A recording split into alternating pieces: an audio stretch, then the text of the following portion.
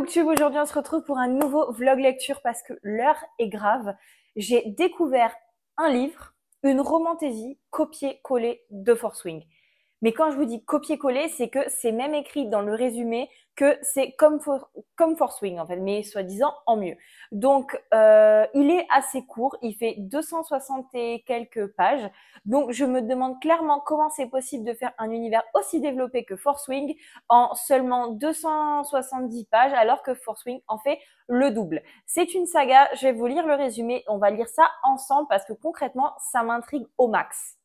C'est un livre uniquement en anglais, donc j'ai mis le résumé sur Google Traduction et je vais vous le traduire. C'est pour ça que je regarde là, j'ai mon ordinateur. Mais clairement, je vais pas vous mentir, je m'attends un petit peu à être déçue parce que Force Wing, c'est tellement un de mes livres préférés, voire mon livre préféré, que c'est vraiment difficile de le détrôner. Et surtout en 270 pages, je suis un peu mitigée. Mais on va lire ça ensemble, je vais vous lire le résumé.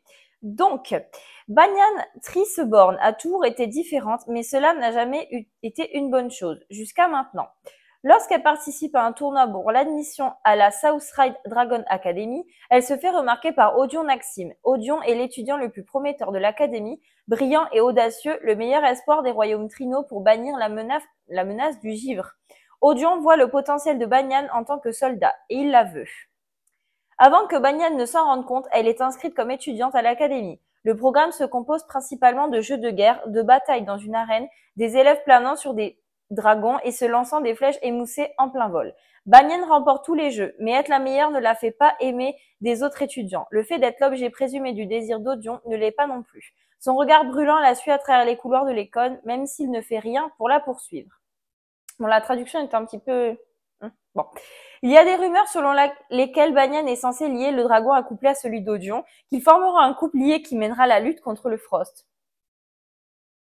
Excusez-moi, mais... Est-ce que ça peut être plus copié que ça? Honnêtement, je sais pas. Mais pour l'instant, il est son rival, le seul élève qu'elle peine à vaincre dans l'arène. Pendant ce temps, le givre se cache aux confins des montagnes de glace, dans les sommets gelés, attendant de frapper. Ce fantasme de l'Académie de Dragon Rider contient des actions MF et MMF. Oui, il y a un deuxième intérêt amoureux masculin. Ça, c'est un petit truc en plus qui personnellement m'a... des zombies de glace, de nombreuses surprises. Bon, d'accord. Voilà, ça, c'est le résumé. On va lire ça ensemble. Nous sommes mercredi, j'aimerais bien commencer le livre que je vous ai présenté hier, donc qui est le copier-coller, je sais même plus parler de Force Wing, mais avant tout, je dois continuer à repeindre ma bibliothèque, donc avant de se mettre tranquille, posé à lire, on va s'atteler à ça.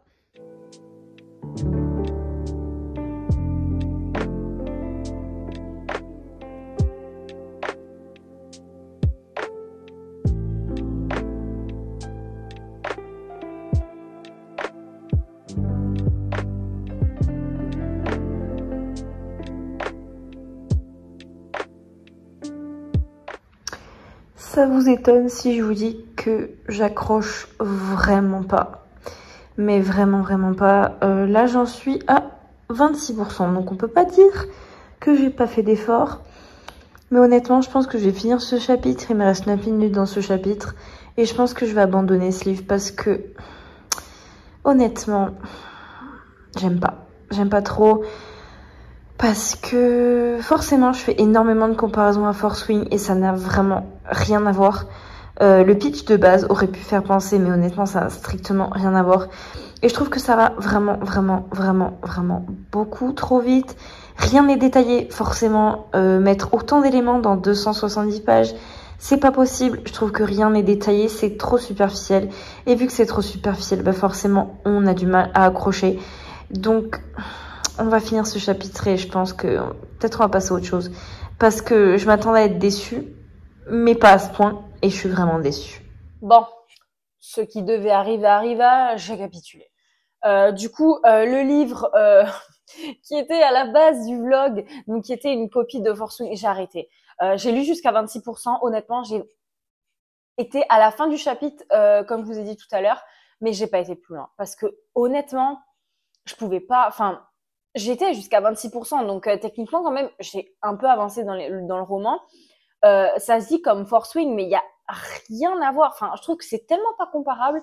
Et en fait, il y a tellement peu de pages, s'il fait que 270 pages, que rien n'est développé, rien. En fait, les trucs intéressants sont pas développés. Il y a des scènes où elle fait des tests d'entrée comme dans Force Wing, c'est pas développé. Et c'est ça qui nous intéresse. La romance, elle est même pas enfin, elle est survolée. Franchement, j'ai vraiment pas aimé. C'est trop simple en fait. C'est une version trop édulcorée de Force Wing et clairement, ça l'a pas fait. Mais j'abandonne pas un livre souvent, mais là, j'ai laissé tomber. Du coup, je me suis dit non mais là, il faut rebondir bien. Il faut lire un livre qui en vaut la peine. Donc du coup, j'ai craqué et je me suis commencé un destin ancré dans le sang. Je crois que c'est ça le titre. Je vous mettrai l'image juste là, qui est un des favoris de Nina Kuil. Et en général, quand Nina Kuil a dit que c'est un favori, c'est que c'est vraiment bon. Je voulais me le garder pour son challenge été glacé qui arrive fin du mois, fin juillet, début août que je vais faire. Début août que je vais faire, mais j'ai craqué et mon Dieu, oui, là j'ai juste hâte de descendre et de m'y remettre, c'est trop bien. J'ai lu que 5% et je sens déjà la différence, je sens déjà que ça va être un coup de cœur ou en tout cas une très bonne lecture.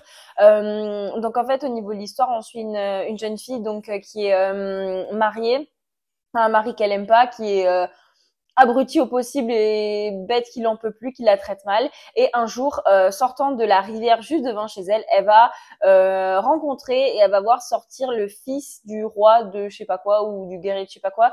C'est toute une histoire un petit peu mythologique avec des dieux, etc., un petit peu nordique. Ça a l'air trop bien. Donc, je peux pas vous en dire beaucoup plus pour l'instant. Elle rêve de se battre, en fait. Elle s'en fout d'avoir une famille, elle s'en fout d'avoir un mari. Donc, du coup, ça va commencer là. Et clairement, comme Force Wing, en fait, ce genre de livre, quand vous commencez à le lire et vous savez très bien que ça va être incroyable, bah là, ça m'a fait cet effet-là. Donc, on va descendre et on va lire.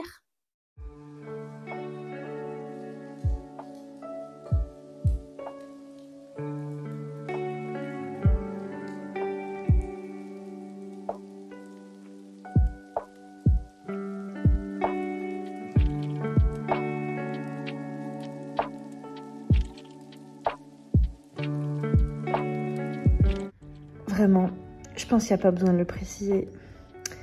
Il est incroyable, ce livre est incroyable, j'ai lu 25%. Il est 22h et quelques. Je pense que la nuit va être courte. Il est incroyable ce livre. C'était prévisible qu'il était incroyable, mais il est incroyable. Le seul petit problème de mon... Bon, parce que là, clairement, ma chambre est en gros bordel, hein, puisque je suis en train de repeindre ma bibliothèque, donc tous les trucs qui étaient dans ma bibliothèque sont par terre. Et du coup, ça va faire suite à un rangement de bibliothèque que je voulais aller voir sur la chaîne, donc ça c'est cool. Mais le seul problème de mon petit setup actuel, c'est que j'ai la clim en face. Purée, les sacs poubelles, il n'y a rien de sale dedans, c'est que des trucs à jeter, des cahiers, des trucs comme ça, c'est rien de grave. Je suis en face de la clim et du coup, il fait froid. Et j'ai pas de plaid. C'est le seul problème actuel. Mais sinon, niveau lecture, incroyable. Voilà, là on est bien mieux comme ça avec le plaid. Le livre de la booktubeuse, c'est adorable. C'est vraiment, je le lis.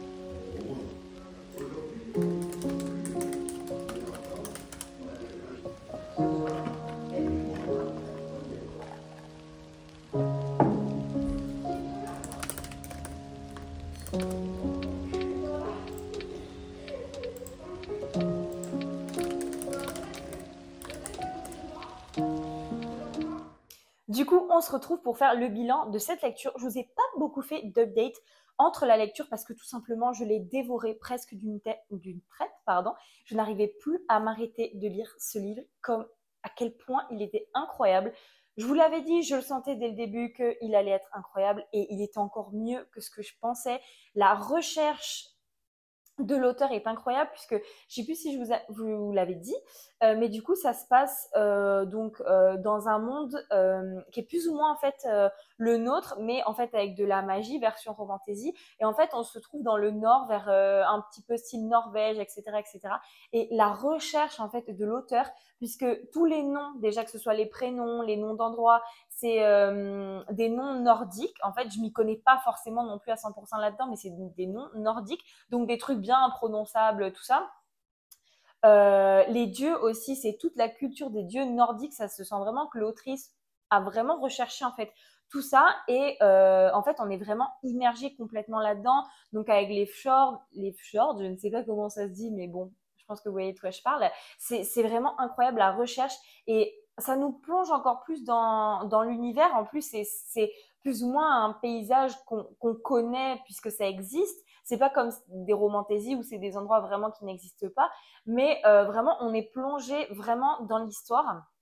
Au niveau de l'histoire, du coup, c'est vraiment, si je devais à peu près mettre un pourcentage, c'est 75% action, intrigue, avec le plot et 25% de romance. Vraiment, la romance vient ponctuer un petit peu de temps en temps l'action et en fait un petit peu notre personnage féminine, de pourquoi elle a été mariée au roi, de est-ce que vraiment elle va se soumettre au roi pour qu'il devienne le roi tout-puissant de tout le monde. Et c'est vraiment ça, vraiment au tout premier plan, et après un petit peu de romance de temps en temps.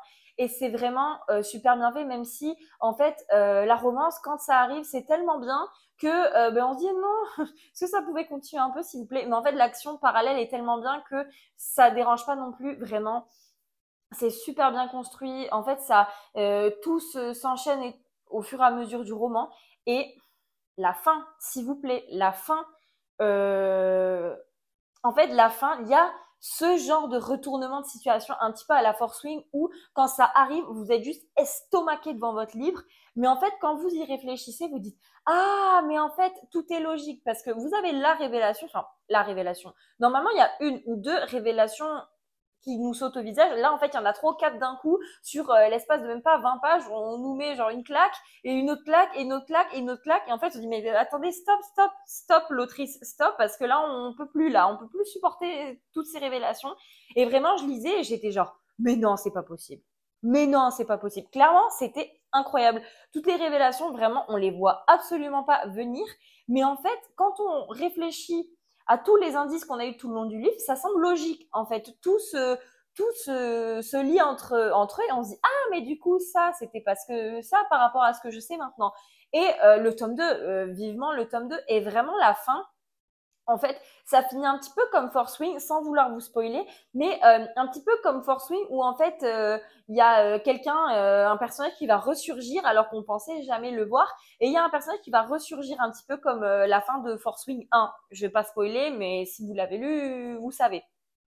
Au niveau de la romance, mais il y a des scènes, mais il dit des trucs mais tellement mignons, mais incroyable, parce que à un moment donné, du coup, parce qu'ils sont à deux doigts de se faire attraper par un ennemi, et du coup, pour éviter de se faire attraper, ils vont faire semblant en fait d'avoir une scène entre eux, donc ils vont s'embrasser.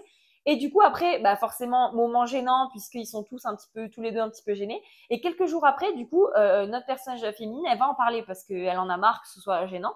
Et du coup, lui, vu qu'il pense qu'elle va dire que ça voulait rien dire, il dit non, non, mais t'inquiète, ça veut rien dire et tout ça. Et elle prend son courage à deux mains, elle lui dit, mais en fait, pour moi, ça voulait rien dire, ça voulait pas rien dire, ça voulait dire quelque chose. Moi, j'ai aimé tout ça. Et du coup, lui, il l'attrape, il l'encape contre le mur. Enfin, incroyable. Les scènes sont incroyables parce que c'est pas des scènes en mode déjà dès le début, dès leur rencontre, il y a une tension entre eux mais incroyable.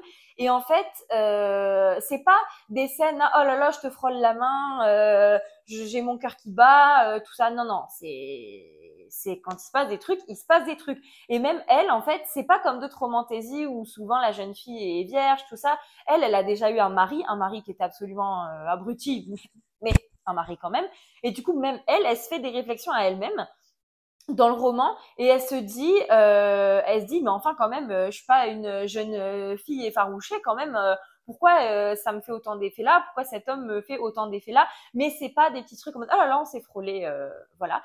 Au niveau du personnage féminin, elle est badass, mais vraiment badass, mais trop des fois, parce qu'elle agit vraiment des fois sur des coups de tête et elle est têtue, elle n'écoute qu'elle, et si elle a décidé de faire ça, ben elle le fait. Sauf que bon, en général elle le fait pas puisque lui, on sait jamais comment, mais il la rattrape, mais elle est un petit peu trop têtue, un petit peu trop bornée sur ses idées, mais après elle est badass, elle est pas du tout nunuche, pas du tout gnangnan, ça c'est sûr. Du coup, bah forcément, j'annonce officiellement deuxième coup de cœur de l'année, puisqu'on va dire que le premier c'était Force Wing, mais clairement deuxième coup de cœur romantasy de l'année. Et le pire dans tout ça, c'est que ça m'a mis en panne de lecture, parce que ma wishlist de livres que j'ai envie de lire, elle est longue comme le bras, et en fait, quand je regarde ce que j'ai envie de lire, bah en fait, je sais pas. Je sais pas ce que j'ai envie de lire parce qu'en fait, je suis tellement encore sur les fesses que ce livre soit trop bien que je sais pas vraiment. Je me dis, ah ben tu vas changer, tu vas lire de la dark romance, mais pas trop. En fait, je sais plus. Je ne sais plus quoi lire clairement tellement ce livre était incroyable. Je vous le recommande à 100%. Je pense que j'ai même pas besoin de le dire. Surtout qu'il est en français et en anglais, donc vous pouvez vraiment choisir de lire ou l'un ou l'autre ou les deux. Si vous avez des livres comme ça à me recommander qui valent autant la hype, qui valent autant le coup, franchement, bombardez les commentaires parce que là, j'ai vraiment besoin de savoir quoi lire parce que je suis en panne, je ne sais plus quoi lire, je ne sais plus vraiment quoi lire du tout. Et j'espère que ce vlog vous aura plu. N'hésitez pas à me dire ce que vous en avez pensé dans les commentaires. Et jusqu'à la prochaine vidéo et j'espère le prochain coup de cœur. Je vous dis bye!